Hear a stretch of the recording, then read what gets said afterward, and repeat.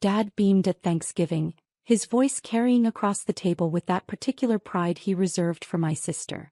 Jessica's fiancé runs operations at Memorial Hospital. Real authority. Brad manages a $40 million budget. Mom nodded enthusiastically, passing the mashed potatoes. Such a stable career. Benefits, retirement plan, the whole package. She glanced at me, her smile dimming. Rachel, when will you get a stable job? You can't do residencies forever. I cut my turkey carefully, keeping my eyes on my plate. I'm happy with my work. Work? Dad scoffed. You're 34 years old, still doing 80-hour weeks for resident pay. Your sister's getting married to a hospital executive. Don't you want stability? Jessica reached across the table and squeezed Brad's hand. He was nice enough, polished, confident, the kind of guy who wore expensive watches and talked about operational efficiency at dinner parties. He'd been with Memorial for 6 months, hired from a consulting firm to streamline hospital operations. Brad's already making changes, Jessica said. He's implementing new protocols, cutting unnecessary spending. The CEO loves him. Brad smiled modestly. Just doing my job. Healthcare administration is all about finding efficiencies without compromising patient care. That's exactly the kind of strategic thinking Rachel needs to learn, Dad said, pointing his fork at me. Instead of just doing medical stuff, you need to think bigger picture. I took a sip of water. I'll keep that in mind. I'm serious, Rachel. You're smart enough. Why not go into administration? Brad could probably help you get your foot in the door. Right, Brad? Brad shifted uncomfortably. Well, administration requires a different skill set. Business acumen, financial management. Rachel has a medical degree, Mom interrupted. Surely that counts for something. Of course, Brad said quickly. I just meant that clinical work and administrative work are different paths. Brad's being modest, Jessica said. He's already identified $3 million in potential savings in the surgical department. Some doctors are resistant, but Brad says that's typical. They don't understand the business side. I met Brad's eyes across the table. Which surgical department? Oh, various inefficiencies. Equipment purchases, staff scheduling, overtime costs. The previous administrator just rubber-stamped everything the surgeons wanted. He smiled. That's changing now. I see. You should come tour Memorial sometime, Jessica offered. Brad can show you around. Maybe it would inspire you to think beyond just being a resident. I'm not a resident anymore. Fellow then. Whatever it's called. The point is, you're still in training while Brad's actually running things. I set down my fork. Jessica, I finished my fellowship 3 years ago. She blinked. What are you then? I'm an attending surgeon. Oh. She waved her hand dismissively. Well, that's still not management. You're still just doing surgeries. Dad leaned forward. Rachel, what Jessica's trying to say is that there's more to a hospital than the operating room. Brad's position has real influence. Budget authority, strategic planning. I understand what hospital administration does, Dad. Then you understand why Brad's career is so impressive. He's only 36 and he's already managing the operations budget at Memorial. I finished. You've mentioned it 5 times. Mom's lips thinned. There's no need for that tone. We're proud of Brad. We're proud of Jessica for finding such an accomplished partner. She paused. We'd like to be proud of you too, dear. The rest of Thanksgiving passed in familiar patterns. Jessica and Brad discussed wedding plans. A June ceremony at the country club, honeymoon in Tuscany. Dad asked Brad about his investment portfolio. Mom showed everyone photos of the house Jessica and Brad were buying in the suburbs. No one asked about my work. No one asked about my life. I left at 8, pleading in early morning. In my car, I sat for a moment before starting the engine, looking at the warm lights of my parents' house.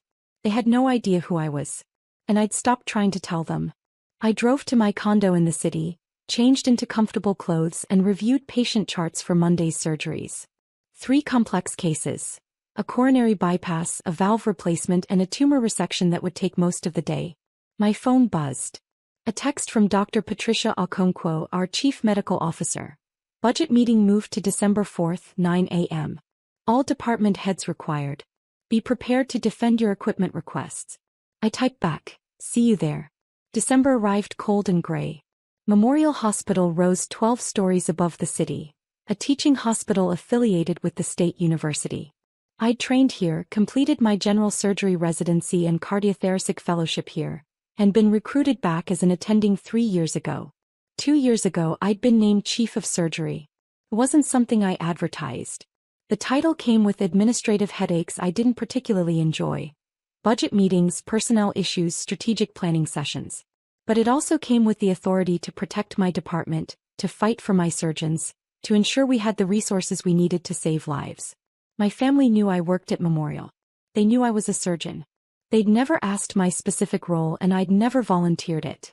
Why would I? They'd already decided I was less successful than my sister. Facts wouldn't change that narrative. December 4th began at 5:30 a.m. with a trauma case. Motorcycle accident, internal bleeding, a young man who'd been in the wrong place at the wrong time.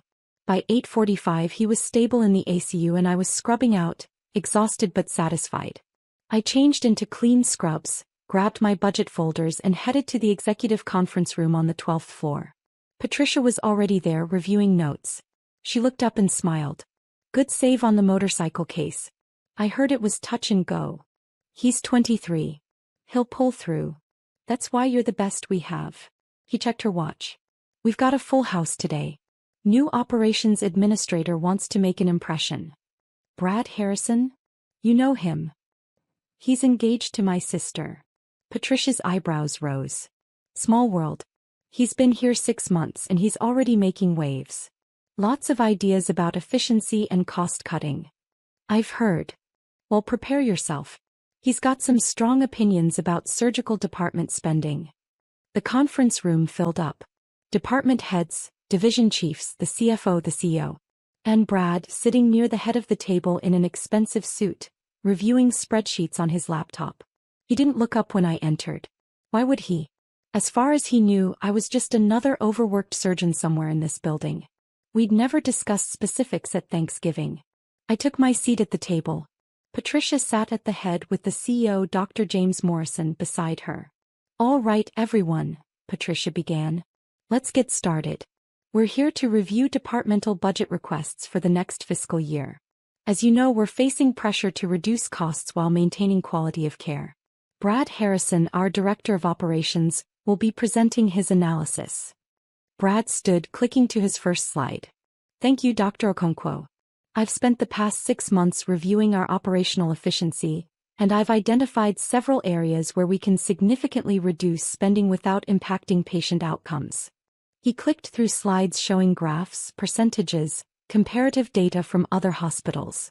"The surgical department is our largest cost center," Brad continued. "Last year, surgical services accounted for $127 million in expenses. My analysis suggests we can reduce that by 15 to 20% through better scheduling, reduced equipment purchases and streamlined staffing." I listened, taking notes. Some of his suggestions were reasonable. Others showed a fundamental misunderstanding of how surgery actually worked. For example, Brad said, the cardiothoracic division ordered 3 new surgical robots last year at $2 million each. That's $6 million on equipment that sits unused 60% of the time. Dr. Marcus Webb, one of my senior cardiothoracic surgeons, bristled. "Those robots are essential for minimally invasive procedures, which represent only 40% of your surgical volume," Brad interrupted smoothly. "I'm suggesting we don't need 3. 2 would suffice, saving $2 million. And when all 3 are needed simultaneously?" Marcus asked. "When we have multiple emergent cases? You schedule more efficiently. You don't have 3 emergent robot-assisted cases simultaneously if you're properly managing your time.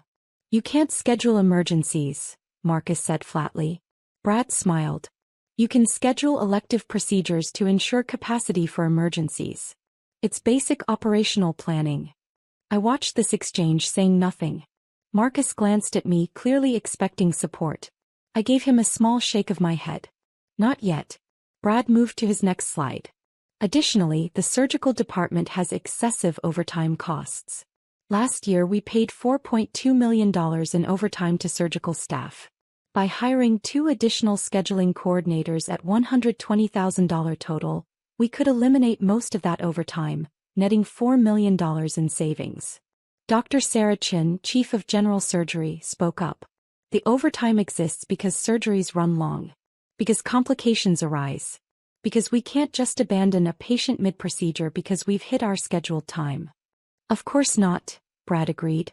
But better preoperative planning could reduce procedure times.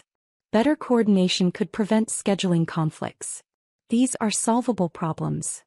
Have you ever observed a surgery? Sarah asked. Brad paused.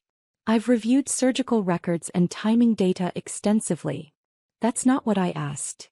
I don't need to perform surgery to understand operational efficiency, Dr. Chen. The tension in the room was thick. Patricia intervened. Let's table this for now. Brad, what else do you have? He clicked to another slide. Supply costs. The surgical department spends $18 million annually on supplies. Sutures, instruments, disposables. I've negotiated with alternate vendors who can provide equivalent products at 25% lower cost, saving $4.5 million. Equivalent how? I asked quietly. Brad looked at me for the first time. Really looked at me. I saw the moment of recognition. His face went still, his eyes widened slightly. I'm sorry, he said. You said equivalent products. Equivalent in what way? Same quality, same performance, same patient outcomes. He recovered quickly. Yes, all of the above. These vendors supply to comparable hospitals. Which hospitals? Regional Medical Center, St. Catherine's University Hospital. None of which are level 1 trauma centers. None of which have our surgical volume or complexity. Kept my voice even. Cheaper supplies are fine for routine procedures. They're inadequate for the complex cases that come through our doors. Brad's jaw tightened. With respect, Dr. Rachel Chen. I watched him process this. Like Sarah Chen, but that was a different person. He didn't make the connection yet. With respect, Dr. Chen, I've done extensive research. These products meet all FDA requirements. So do a lot of products I wouldn't use on my patients. Meeting minimum requirements isn't the same as meeting our standards. Patricia stepped in again. Rachel raises a good point. Brad, can you provide data on patient outcomes at hospitals using these vendors? I can compile that, yes. Please do. Before we make any supply chain changes, we need outcome data. She glanced at her notes. What else? Brad moved through several more proposals. Reducing or staff, consolidating surgical specialties, cutting the budget for continuing medical education. With each suggestion, I saw my surgeons getting more agitated. Marcus looked like he wanted to throw something. Sarah was taking furious notes. The other department heads were equally frustrated. Finally, Brad reached his last slide. In summary, I'm recommending $23 million in cuts to the surgical department budget. This represents an 18% reduction while maintaining current surgical volumes and outcomes. Based on what evidence? I asked. Brad turned to me, and I could see irritation flickering beneath his professional composure. Based on 6 months of detailed analysis, Dr. Chen. Based on comparative data from peer institutions. Based on industry best practices. Based on spreadsheets, I said. Not on surgical realities. I understand that change is difficult. This isn't about change being difficult. It's about proposed changes being dangerous. The room went quiet. Dangerous. Brad repeated. That's a strong word. It's the accurate word. Cutting our surgical robots from 3 to 2 means longer wait times for minimally invasive procedures. That means patients spending more days in pain, more time off work, more risk of complications. Switching to cheaper supplies means higher infection risks, longer procedure times, worse outcomes. Eliminating or staff means surgeons working exhausted, which means mistakes. I met his eyes. You're not cutting costs. You're cutting quality and safety. Brad's face flushed. I've been hired to improve operational efficiency. Then improve it. But not at the expense of patient care. Dr. Chin, I appreciate your passion, but this is above your purview. These are institutional decisions. About my department. He blinked. Your department? Patricia cleared her throat. Brad, I don't think you've been formally introduced. Dr. Rachel Chin is our chief of surgery. The surgical department falls under her authority. I watched the color drain from Brad's face. Watched him glance at his spreadsheet, where my name was indeed listed at the top. Chief of Surgery, Department Head. I didn't realize. He looked at me, then at Patricia, then back at me. You're the department head. For the past 2 years. But you're so young. Yes, I've heard that before. I was appointed at 32, youngest chief in Memorial's history. I smiled slightly. It's in my bio on the hospital website. Did you review the organizational chart before today? His silence was answer enough. Brad, Patricia said gently, part of effective administration is understanding who you're working with. Rachel is not only our chief of surgery but also one of the most accomplished cardiothoracic surgeons in the region. She's published 73 papers, holds 4 patents on surgical techniques, and has a patient survival rate that's among the highest in the country. Brad looked like he wanted the floor to open up and swallow him. I apologize. I should have. I didn't. It's fine, I said, though it wasn't. Let's focus on the budget. Patricia, I have the surgical department's requests here. I'd like to walk through them. For the next hour I presented our budget needs. New equipment purchases justified with outcome data. Staffing requests, backed by surgical volume projections. Supply costs with detailed explanations of why we use specific vendors. Brad said nothing. He sat there, growing paler, occasionally checking his phone. Finally, Patricia called for a break. 15 minutes, everyone. Let's reconvene and start working toward compromise. The room emptied. Brad stood quickly, moving toward the door, but I intercepted him. Brad. A word. He stopped, turning slowly. Up close, I could see sweat on his forehead despite the cool conference room. I know this is awkward, I said quietly. Finding out I'm the department head you've been proposing to cut. Rachel, I had no idea. I know. That's part of the problem. You've spent 6 months analyzing the surgical department without ever talking to the person who runs it. I talked to other surgeons. Did you? Or did you pull data from spreadsheets and make assumptions? He ran a hand through his hair. Jessica never said you were a chief of surgery. Jessica doesn't know. How does she not know? Because she never asked. Neither did my parents. You all assumed I was still a trainee, still figuring things out. I stopped correcting you. But your job, it's a huge accomplishment. Why wouldn't you tell people? Why would I? So my dad could compare my salary to yours? So my mom could ask when I'm getting married instead of focusing on my career? So Jessica could feel threatened. I shook my head. It was easier to let you all believe what you wanted to believe. Brad leaned against the wall. I've made a complete ass of myself. Yes. The wedding's in 6 months. Jessica's going too. He stopped. Does she have to know about this? About you proposing to gut my department? Or about me being your boss's boss? Either. Both. He looked genuinely panicked. She'll be humiliated. She spent Thanksgiving bragging about my authority while you sat there knowing you outrank me. I don't outrank you. We have different roles. Rachel, you control my entire budget. You determine what programs get funded. You could make my job impossible if you wanted to. I'm not interested in making your job impossible, Brad. I'm interested in protecting my patients and my surgeons.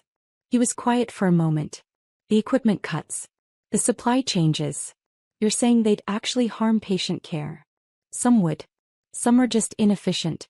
Some show you don't understand the surgical environment. I softened my tone slightly. Look, I'm not opposed to efficiency. I'm not opposed to cost savings.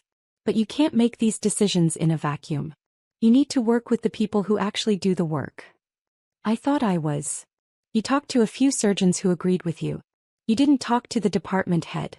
You didn't shadow in the OR. You didn't observe our workflow. I crossed my arms. You treated surgery like a widget factory. Optimize the process, reduce the costs, improve the margins.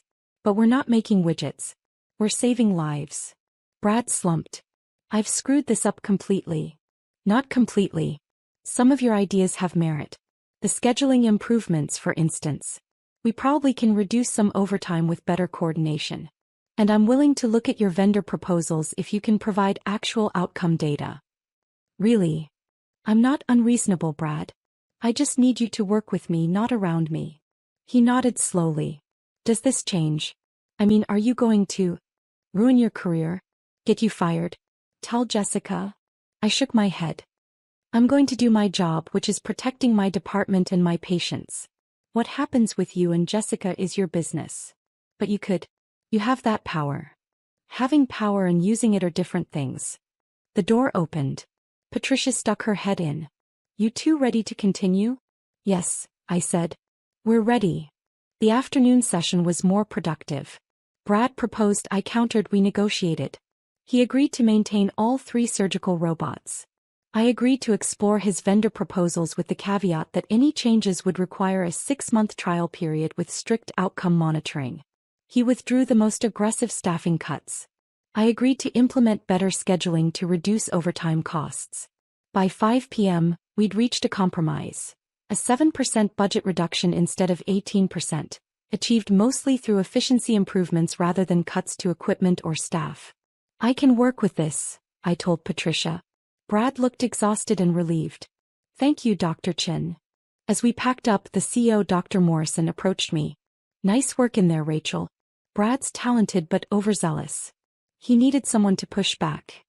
Just protecting my territory, James. You do it well. That's why we promoted you. He glanced at Brad, who was gathering his materials. Is it true he's marrying your sister? Apparently. James chuckled. That's going to make for interesting family dinners. You have no idea. I left the hospital at 6, exhausted from the long day. My phone showed 3 missed calls from Jessica and 2 from my mother. I ignored them and drove home. But Jessica was persistent. At 8 p.m. she called again and I answered. Rachel, thank God. I've been trying to reach you all day. I was working. What's up? Brad called me after work. He sounded really upset. She paused. He said you're the chief of surgery at Memorial. I am. Silence. Then, since when? 2 years. 2 years? Rachel, why didn't you tell us? You never asked. Don't give me that. This is a huge deal. You run the whole surgical department. Yes. How many people report to you? Directly? 12 division chiefs. Indirectly? About 300 surgeons, residents, fellows, and support staff. I heard her inhale sharply. 300 people. And you just never mentioned this. Jessica, at Thanksgiving you introduced me as someone who's still in training. When I corrected you, you said I was just doing surgeries. Why would I waste my breath explaining my actual job? Because we're family. Are we? Or am I just the disappointing younger sister who makes you look good by comparison? That's not fair. Isn't it? Dad spent an hour at Thanksgiving bragging about Brad's $40 million budget. My departmental budget is $127 million, and nobody asked me a single question about my work. We didn't know. You didn't want to know. You'd already decided I was less successful than you. Facts would have complicated that story. Jessica was quiet for a long moment. Brad says you control his budget. I control the surgical department budget. His operational budget is separate, but yes, I have input on resource allocation. He's terrified you're going to sabotage his career because of me. Why would I do that? Because we've all been. She struggled for words. Rachel, I'm sorry. We've been terrible to you. Yes. Brad told me what he proposed. The cuts, the equipment reductions. He said you shut him down in front of everyone. I protected my department. That's my job. He feels humiliated. He should have done his homework. If he'd bothered to learn who ran the department he was proposing to cut, he wouldn't have embarrassed himself. You could have told him at Thanksgiving. Why? So he could treat me differently?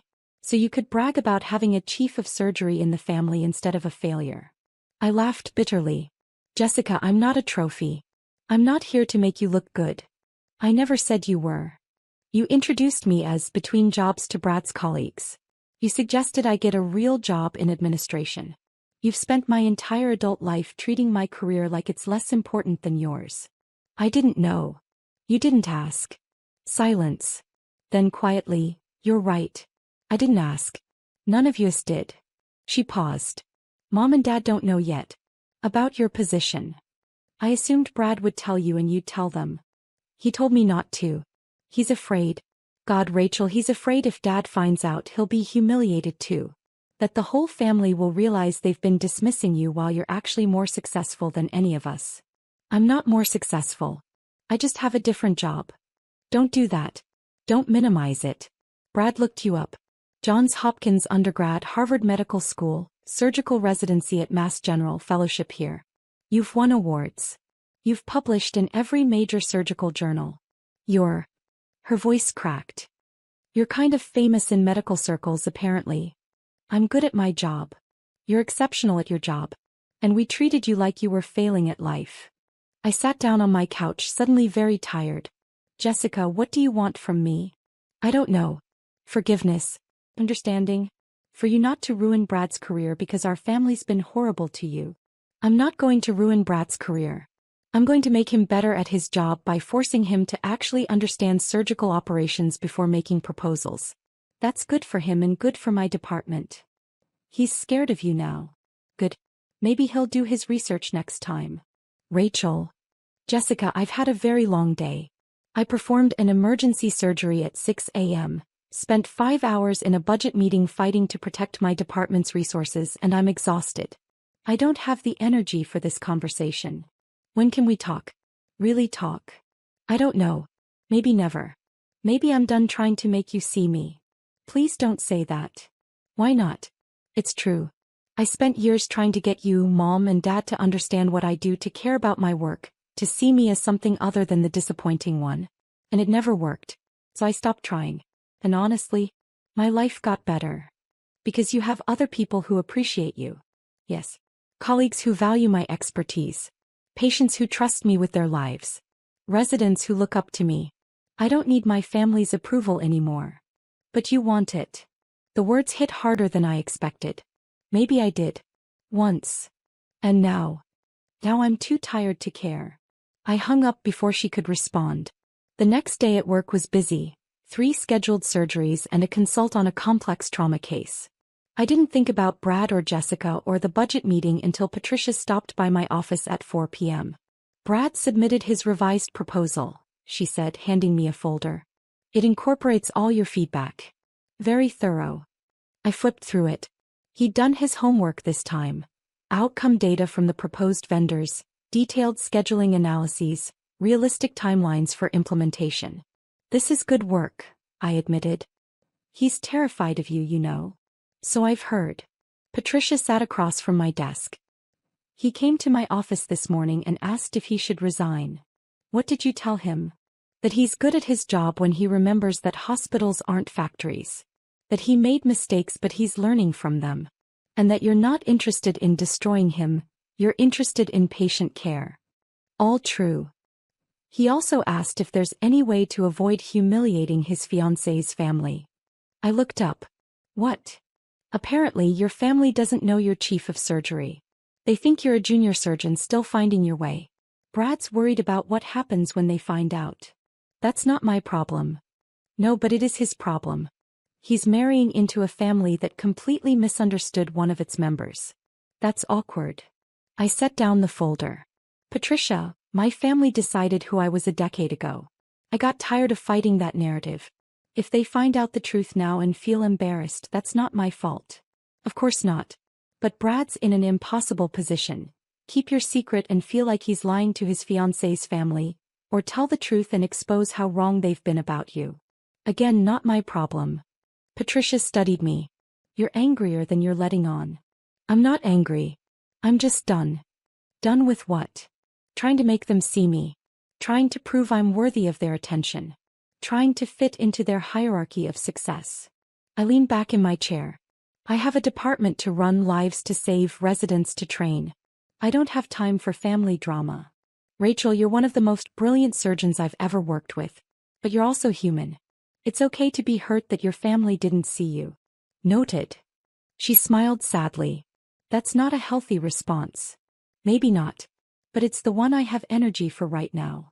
After she left, I tried to focus on work, but my mind kept drifting. To Thanksgiving dinner, to my parents' dismissive comments, to Jessica's introduction of me as the failure of the family, to the look on Brad's face when he realized who I was. My phone rang. My mother. I almost didn't answer. But some habits die hard. Hi, Mom. Rachel, Jessica told me the most ridiculous thing. She says you're in charge of the entire surgical department at Memorial Hospital. Not ridiculous. True. But you never said anything. You never asked. Don't be difficult. When did this happen? I was appointed chief 2 years ago. 2 years. Rachel, why on earth wouldn't you tell us? Because at Christmas that year I mentioned I'd been promoted, and Dad interrupted to talk about Jessica's raise. I stopped trying after that. That's not. We would have listened if you'd been clear about how important it was. Mom, I was named the youngest chief of surgery in a major teaching hospital's history. How much clearer could I be? Silence. Your father is very upset. Why? Because he spent Thanksgiving bragging about Brad's management position while his daughter runs a larger department. That's not fair. Isn't it? Brad manages operations. I manage 300 people and a $127 million budget. But Brad's the one with real authority, apparently. We didn't know. You could have known. You could have asked. But you decided I was the disappointment and you never questioned that assumption. We never said you were a disappointment. You said I needed stability. That I should learn from Brad about strategic thinking. That I was still in training while Jessica's fiancé was actually running things. My voice was calm, clinical, like I was presenting a case study. You said all of that 3 weeks ago, Mom. Thanksgiving. While I sat at your table knowing that I outrank Brad in every meaningful way. Rachel. I'm not angry, Mom. I'm just tired of being invisible. You're not invisible. Then tell me one thing about my work. One specific thing. Not you're a surgeon, or you work at a hospital. One actual detail about what I do. Silence. That's what I thought. This isn't fair. You're putting me on the spot. I'm asking you to know your daughter. That shouldn't require putting you on the spot. I heard my father's voice in the background. Mom muffled the phone, then came back. Your father wants to talk to you. I don't want to talk to Dad right now. Rachel, please. I hung up. For a moment I sat there staring at my phone. Then I turned it off completely and went back to work. The next week was a blur of surgeries and meetings. Brad avoided me, communicating only through emails that were meticulously professional. Jessica texted twice asking to meet for coffee. I didn't respond. On December 11th, Patricia called me into her office. We need to talk about the gala.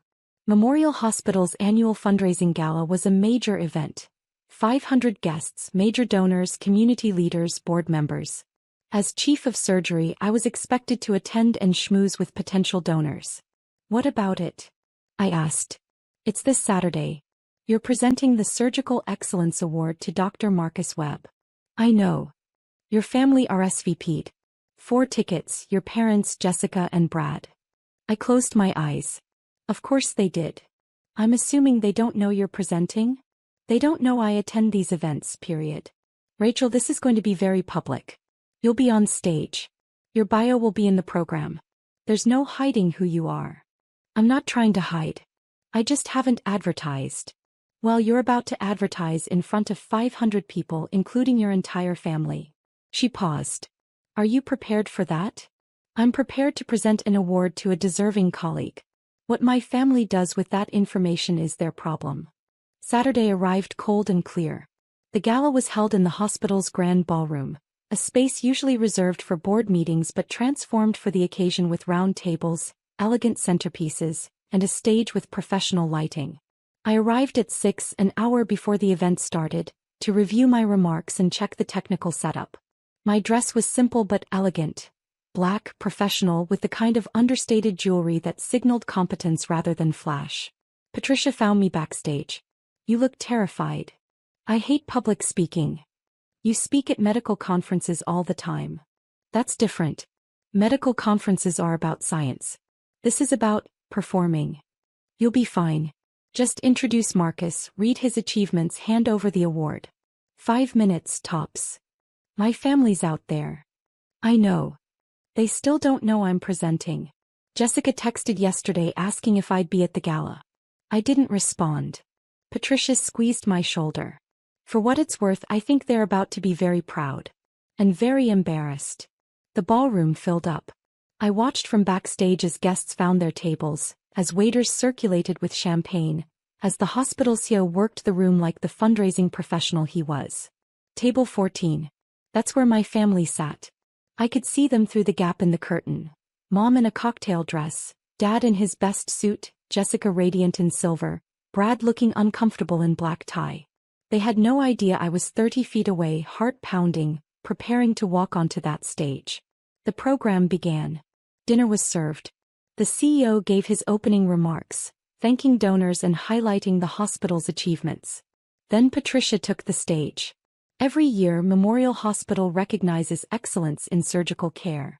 This year's recipient has performed over 800 successful cardiac surgeries, published groundbreaking research in minimally invasive techniques, and trained 2 generations of residents. Please join me in welcoming our Chief of Surgery, Dr. Rachel Chin, to present this year's Surgical Excellence Award. I walked onto the stage. The spotlight was bright. The applause was loud. And at table 14 I watched my family's faces transform. Dad's mouth fell open. Mom's hand went to her chest. Jessica looked like she'd been struck. Brad just closed his eyes, probably praying for the ground to swallow him. I stepped to the podium, adjusted the microphone and began. Good evening. I'm Dr. Rachel Chin, Chief of Surgery here at Memorial Hospital. It's my privilege tonight to recognize a colleague who embodies everything we strive for in surgical excellence: technical skill, compassionate care, and dedication to teaching the next generation. My voice was steady, professional. I didn't look at table 14. Dr. Marcus Webb joined Memorial's cardiothoracic division 15 years ago. In that time he's performed over 1,200 successful surgeries, developed 3 innovative surgical techniques that are now used worldwide, and mentored 47 residents and fellows. I went through Marcus's achievements, his research, his patient outcomes. I told the story of a particularly complex case he'd saved last year. A 72-year-old woman with multiple comorbidities who, by all conventional wisdom, shouldn't have survived.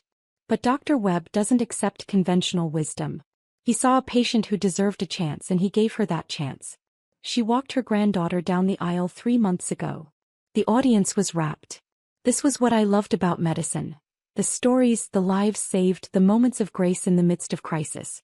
Dr. Webb represents the best of what we do here. He makes us all better surgeons, better physicians, better people. It's my honor to present him with this year's Surgical Excellence Award. Marcus joined me on stage. We shook hands. I handed him the Crystal Award. He gave a short speech thanking his team, his family, the hospital. And then I walked off stage, my part done. Backstage, I leaned against the wall, adrenaline flooding my system. Patricia appeared. That was perfect. I think I'm going to throw up. You're not going to throw up. You're going to go out there, thank donors, and represent this department with the same excellence you just showed on stage. Pie family. We'll have to deal with reality. Come on. She steered me back into the ballroom. Immediately, donors surrounded me, wanting to discuss surgical programs, ask about research, share stories of family members I'd treated. I fell into the familiar rhythm of fundraising. Smile, listen, thank them for their support, explain the impact of their donations. This was part of the job and I was good at it. But I was acutely aware of table 14. Of my family sitting there, frozen as they watched me work the room. Finally, inevitably, I ended up at their table. Mom, Dad, Jessica, Brad. My mother stood up and hugged me fiercely. Rachel, we had no idea. I know. Dad was shaking his head. Chief of Surgery. You're the Chief of Surgery. For 2 years now. Jessica looked shell-shocked. You were on stage. Everyone knows you. That donor you were just talking to, he called you one of the best surgeons in the country. Dr. Morrison is generous with his praise. Brad stood awkwardly. Dr. Chin, Brad, you're off the clock. Rachel is fine. I should have. At the budget meeting I should have.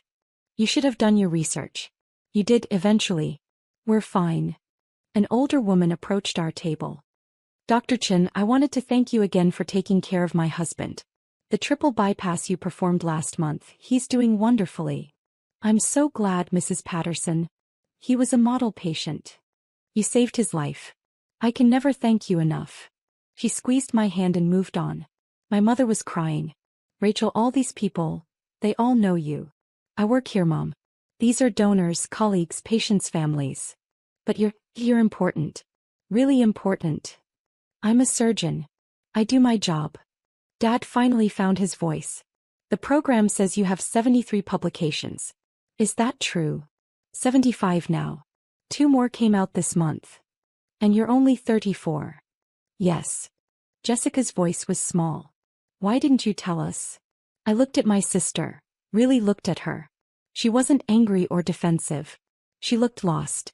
Would you have heard me if I'd tried? I don't know, she said honestly. Probably not. Then there's your answer. The gal wound down. My family stayed at their table watching me navigate the room, clearly seeing me in an entirely new light. As the event ended, Jessica approached me. Can we talk? Somewhere private. I led her to a quiet hallway outside the ballroom. For a moment we just stood there. I've been a terrible sister, she said finally. Yes. I spent so long being the successful one, the accomplished one. I needed you to be less than me. And when you tried to tell me otherwise, I didn't want to hear it.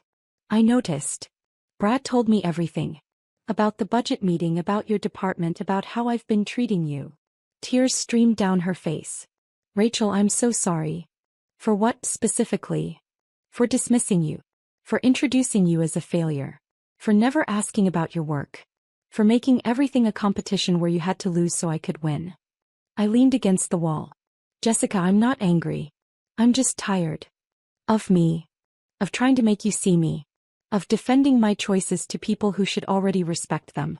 Of being invisible in my own family. You're not invisible anymore. No. But I shouldn't have had to be on stage in front of 500 people for you to see me. You should have seen me at Thanksgiving when I tried to tell you I'm not a resident. You should have seen me at Christmas 2 years ago when I mentioned my promotion. You should have seen me every time you called me a disappointment and I didn't argue back. She nodded, crying harder now. What can I do? How do I fix this? I don't know if you can. Trust takes time to build and you spent years breaking mine. I want to try. Please, Rachel. Let me try. I looked at my sister, really looked at her for the first time in years. Saw her not as the golden child or the competition, but as a person struggling with her own insecurities. Okay, I said quietly. We can try. But Jessica, this has to be real. No performances. No competitions. No dismissals. I promise. And you have to actually want to know me. Not because I'm chief of surgery or because I'm impressive to your friends. Because I'm your sister. I do want to know you. The real you.